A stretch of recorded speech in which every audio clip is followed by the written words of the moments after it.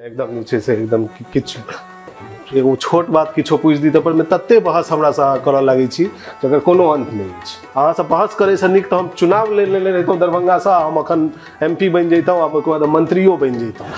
एते अखन जे छै देश में अखन मंत्रिमंडल गठन के समस्या चल रहा है और अहाँ हमरा बिना मतलब के बात सब लड़ोगा ना चुनाव के आगे रोकने चुनाव लड़ा सर फालतू के बात कर रहा है। लड़ोगा चुनाव हमू बैसल बैसल मंत्री के कन्या बन जाए। झूठ फूस के से संगठन चल रहा है मंत्रिमंडल के त की कहाँ अनेरो के सब ठिका सरकार अही के दे देने संभारा के। अहाँ मंत्री के चुनाव लड़ब, अहाँ मंत्री बनबे ने, मंत्री बनने वाला मुंह का नहीं पहने अहाँ के। मंत्री बनने वाला मंत्री के मुंह केहन होय छै? मंत्री के मुंह केहन रहे छै इहो कोनो पूछा वाला बात छै? केहन मुंह रहे छै देखबे करे छै, केहन केहन के दानी का मुंह नुका नुका करे छै से घुरल फिरे छै, ओने मुंह रहे छै मंत्री के।